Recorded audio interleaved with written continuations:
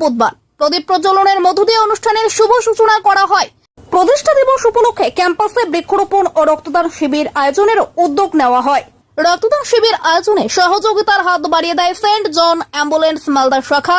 উপস্থিত ছিলেন মালদা পলিটেকনিকের অধ্যক্ষ স্নেহাশিস গুহ, অধ্যাপক শান্তনু চক্রবর্তী, সেন্ট জন অ্যাম্বুলেন্স মালদা জেলার রক্তদান আন্দোলনের সমাজকর্মী অনিল কুমার সাহা, মালদা জেলা ফেডারেশনের সভাপতি চিরঞ্জিত মিশ্র, সম্পাদক Madhusudan Pandey, Malda medical college blood সেন্টারের চিকিৎসক এম হক ও চিকিৎসক শান্তনা চট্টোপাধ্যায়, সমাজকর্মী শুভজিৎ দাস প্রমুখ।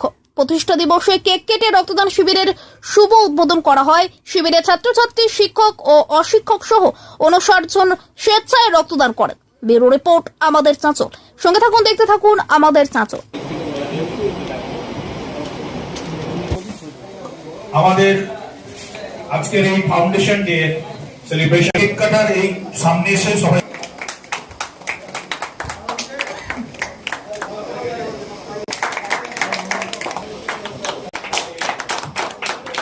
মালদা পলিটেকনিক কলেজের আমার সৌভাগ্য হয় আপনারা আমাদের মতো কিছু মানুষ যাদেরকে এখানে আসার সুযোগ করে দেন।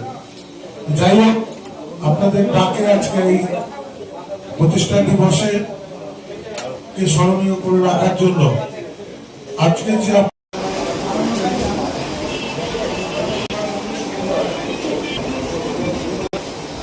one year experience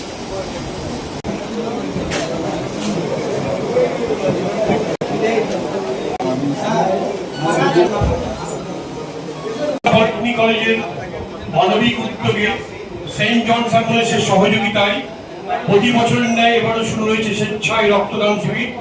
দেখতে দেখতে শুরুতেই 15 জন